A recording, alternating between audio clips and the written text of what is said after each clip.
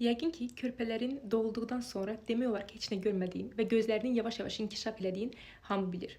Və siz bilirdiniz ki, bir valideyn olaraq siz bu inkişafa kömək edə bilərsiniz. Necə? İndi başa salacağım. 0-1 ay. Bu dövrdə körpəli tam aydın görmür və daha çox ağ və qara rəngləri seçir.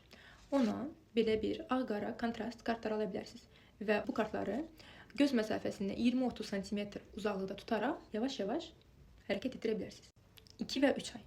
Artıq körpə digər rəngləri seçməyə başlayır və oyuncaqları gözləri ilə izləyir. Bu səfər siz rəngli kartlar göstərə bilərsiniz və yaxud rəngli bir oyuncaq və kartları və ya oyuncaqları yuxarı, aşağı, sağa və sola hərəkət etdirə bilərsiniz. 4-6 ay.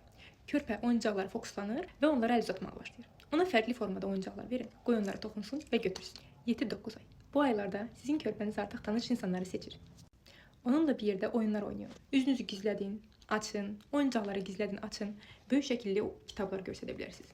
10-12 ay. Bu dövrdə körpə detallara fikir verməyə başlayır. Onunla bir yerdə şəkillərə baxın, adlarını deyin, rəngləri öyrənə bilərsiniz, heyvanları öyrənə bilərsiniz.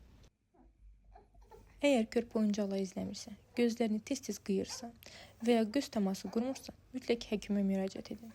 Video faydalı olduysa, like qoyun və rəfiqələrinizə göndərin ki, onlar da faydalansınlar.